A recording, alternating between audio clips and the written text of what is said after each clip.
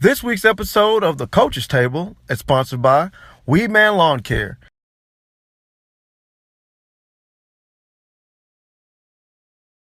Kudos to Coach Carter and his staff. Those guys did an excellent job preparing for the game, excellent job executing the game plan they had put in. What was exciting for us was the atmosphere. We had some positive things happen, but you can't turn the ball over 3 times against a good team and expect to come out with the victory. With that being said, Marcus Gardner, our defensive coordinator, and our defensive staff have really done a great job these first 2 weeks preparing for our opponent. What they beat us on was what we was worried about: big plays, quarterback's feet, and that big arm. They throw the deep ball very well, and you can tell they work on it a lot. So we kind of bend but didn't break, but offensively we didn't do enough to get the job done. I thought the game was like basically the tale of 2 halves. Well, what I want to say is I'm just glad that we caught Carver early. Everyone's seen how good they can be. If you watch that second half of the football game, we knew that, we thought that, with them being a double wing team, that some of our formations and motions may cause them problems. But as Coach said, Marcus Gardner and that defensive staff did a good job preparing for it. We knew at some point in the game we wanted to take some shots. They're so stout up front and they're so fast that it's hard to just, drive the ball downfield. So we did practice all week long, trying to get in some sets where we can take some shots down the field. And luckily we were able, to connect on some of those. And it always helps when your defense can get a score or 2. So, hey, just glad we got the win and glad we played them early. Well, for us this week, we went in thinking about details and execution. Felt like Lee showed us exposed us on some things that we had to fix, which was good. That way you come into the next week and you can get those things fixed. For us, it was just about details and execution. I challenged my offensive line and defensive line to dominate the game. We kind of just, stayed on those guys the whole night. Had some good things that happened on both sides of the ball and in special teams. And I think what was really important, anytime you can get some knots in a game, and that's non-offensive touchdowns, then you stand a good chance of winning the game. And we kind of talked about those things, about being explosive on that aspect of the game in special teams. And I think we accomplished that this past week. We got a long way to go. We're working on it. Taking it practice by practice, trying to get better and just trying to elevate our level of practice. As I said last weekend, I think we did that for the most part. Now it's just about batting down the hatch and getting back to practice and doing the things you need to do to be successful as a team. Well, I'll tell you what, we're glad to get the win against a team like Park Cross and Smitty Crowder's, Coach Crowder's team over there. We know they were going to be a well-coached football team, a physical football team. They have weapons all around, outstanding defensive line. I think the tail of the game was, we're able to, this week, not turn the ball over. Anytime you're able to not to turn the ball over and able to accomplish some turnovers, I think that's the difference in the ball game, and we were able to do that this game. I think the difference in the game also, defensively, we were able to slow that offensive juggernaut down some, a little bit. We were able to contain Cam a little bit, and keep him from giving up the big runs that we saw him had previously. So we was able to do that. Offensively, we had a couple guys that stepped up. The biggest thing was our offensive line. They did an outstanding job this week of being able to control that stout defensive line that Park Crossing has over there. We were able to run the ball a little bit, and we were able to make some plays and kind of mix it up here and there. Kanise Johnson did an outstanding job of making sure that controlling the game. But I think all in all, we're excited about the win. Playing a team like Park Crossing over there, good football team, and I'm just glad to see improvement from week 1 to week 2. Well, anytime you lose, it's disappointing. We knew Lee was a very good football team going in. We defensively, we said we had to stop 3 guys. I think we stopped one of them, one of the 3. The other 2 had big nights. Their quarterback and 7 both had big nights for them. They did a great job of doing some things that they hadn't done in the 2 films that we had, their spring game and against Lanier. They went back to some stuff they did last year that we should have prepared for and didn't, and that's my fault. you just never could get really untracked offensively. Had 2 fumbles that were big that stopped us. We came out in the second half and got a stop, got the ball back, and picked up a couple first downs. We're at midfield.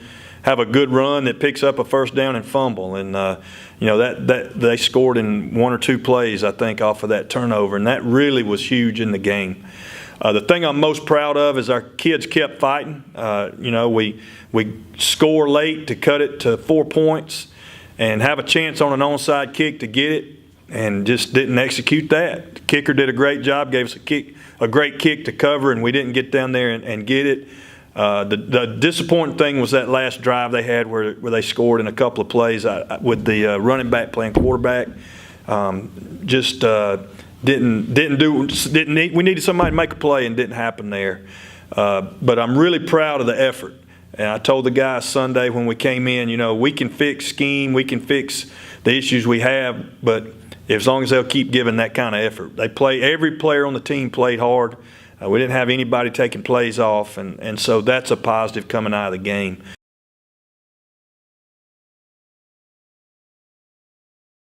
Offensively, we just don't turn the football over. We believe if our defense could keep holding people to 2 touchdowns, which they've done the last few weeks, then we should be able to win the game. But we had 5 turnovers against Auburn. We had 3 turnovers against JD, and not taking anything away from those teams, but against Jeff Davis, they was all fumbles. They weren't interceptions, or they weren't even called fumble. We just dropped the football.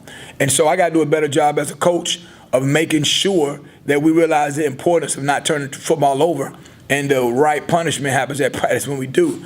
Defensively, I heard another coach say that we got to score on defense. I think that's a part of a great defense. I've been telling our defense that we've been playing good, but a great defense scores.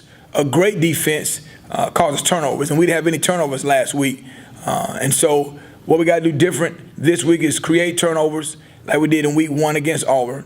We had 5, actually, and we had 4. And we have to make sure on offense we don't turn the ball over. So the good thing is we had great morale yesterday at practice. The guys really got after it. They believe in the process. They believe in what we're doing. I talk to them all the time about how when adversity hits, we find out who we really are. Well, we're 0-2, so adversity has hit. So we're going to find out Friday night what we're really made of. Well, defensively, I think we've been doing a fairly decent job. The biggest thing I would say for us this week is just, continue to work on JD. We understand this is a region game. This is a game that we need. Region, it's good to play the city games. That's bragging right. It's good for the city. It's good for the community. But it doesn't get you in the playoffs when you're out. So games like Smith Station is games that we're going to need to win to get into the playoffs. Nothing better than being 1-0 in the region. Starting it off the right way. We talked about it all week. Our goal is to get to the playoffs, and we don't want to be a 4th seed. I've been there for years. We've been fortunate to make it twice. Both times we've been 4th seeds. End of the year, we're waiting around to see if somebody loses or a must-win game. Let's take care of business early. That's our mindset this week. We're preparing our guys for a battle. Anytime you go on the road for a regional game, we know they'll be prepared, and you got to get over that early wave of energy. That's why I talk to my guys about when you play teams at home. When they first come out, they have a lot of energy. Offensively, we just talked about just making sure we take care and execute and take care of the football. Anytime you play offense, that's one of the biggest things going into the week. Just making sure your team take care of the football and that you execute at a high level. Those are the kind of things that we're working on. It's important for us to make sure that we rep and that we get our rep count, and that's something we take, pride in every week. And defensively, we just, you got to be detailed this week. This week it'll be a disciplined defense. Everybody got to do their jobs. Anytime you play a team that plays a wing T or runs the veer, it's important that everybody does their job, and your assignment has to be, you have to be assignment focused. And that's pretty much what we've done all week, is just make sure our defense is just assignment focused. Do your job, don't need no heroes. I talk about that every week. Some kids come in and try to be heroes and not do their job, and what we talk about is just being a unit, offensively and defensively, all 11 doing the same thing at the same time. So those are the things that we're really working on. Coach, this is probably the toughest week that we have this week. Is instead we don't play anybody, but keeping the kids focused. Sometimes coming off a bye, early in the season like this, you lose some of your, I guess, your continuity when you're rolling and feeling pretty good coming off the win. So trying to keep these guys focused is probably one of the most difficult things that I've found to be pretty tough. So this week we're going at it pretty strong this week. Again, we're going to treat it just like a usual game week, the same type of days we're going to practice, but we do have a couple guys banged up. So we're going to be smart about that in that regard, trying to get them back healthy. We don't play Smith Station till the 15th, but we have to worry about Lee this week and just get better at what we usually do and try to make sure ball security, fundamentals, blocking, all the small things that are big in football games when you hear coaches come in and it doesn't go their way in regards to how the game. But so we're just going to work on those fine things and treat it just like a typical game week. Yesterday we were off, but we're going to go at it this week and just make sure we're just going to play late this week and just do the best we can to make sure we get better. Well, Stanhope has a new coach up there, new staff, so they'll be excited to get a chance to play at home, be their first home game. I'm sure they'll be excited. They got beat last week by Prattville, so I'm sure they're going to make some changes to try to fix their issues. They've got some players. They've got some good offensive linemen. They've got a big defensive end that's being recruited by a lot of people. They're playing hard, and they've got a good team. They're not a team that you can take for granted. It's going to be a little bit different type team. They get under center a lot more than Jeff Davis and Lee did, so it's a little bit different preparation for them. But we got to do what everybody else in the room says they got. We got to work on Park Crossing. We had a great day yesterday. Everybody showed up. It was a great practice, and we got to build on that. We got to fix our issues with turnovers and do a better job of preparing the guys, and I think we've got a great plan for this week. We need a big crowd to come up there and support us. Our guys got their feelings hurt last week, and the only way to fix that is to go get a win, and that's what we're going to try to do Friday night.